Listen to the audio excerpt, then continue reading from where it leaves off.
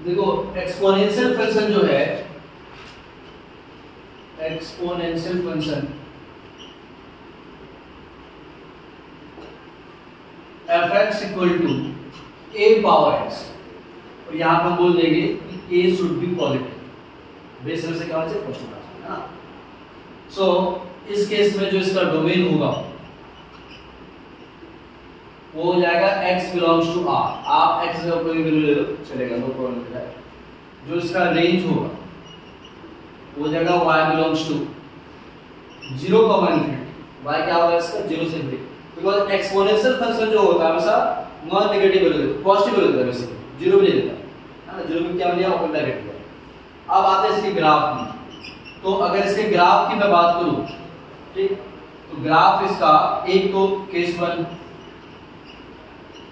जब a क्या हो, बेस 0 से 1 के बीच में, इस केस में जो इसका ग्राफ होगा ये x, ये y, ये ऑरिजिन, तो जो इसका ग्राफ होगा वो डिक्रीजिंग होगा, बेस 0 से 1 क्या होगा, डिक्रीजिंग होगा। जैसे लॉग में बेस क्या था 0 से 1 था तो डिक्रीजिंग होगा, तो यहाँ पे इसका ग्राफ ऐसा जाएगा और ये finally parallel to x axis चला जाएगा, ये हो जाएगा आपको 0,1 से क्रॉस करेगा। इसे क्या बोलेंगे, डिक्रीजिंग। डिक्रीजिंग फंक्शन क्यों बोल रहे हैं, बिकॉज जब हम लेफ्ट टू राइट मूव कर रहे हैं तो ग्राफ का हाइट देखो डिक्रीज कर रहा है, पता कि नहीं कर रहा है, हाइट यानी कि x को इंक्रीज कर रहे हैं, y क्या हो रहा है, डिक्रीज हो रहा है, ठीक है, डिक्रीजिंग फंक्शन।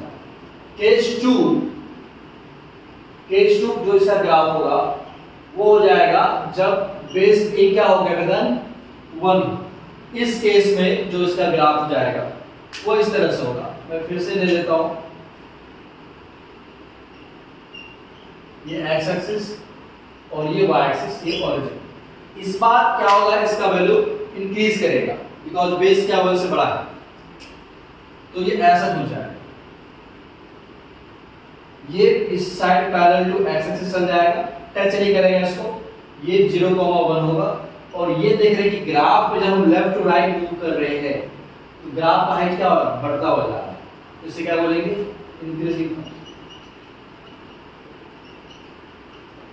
ठीक है। So this is what exponential function.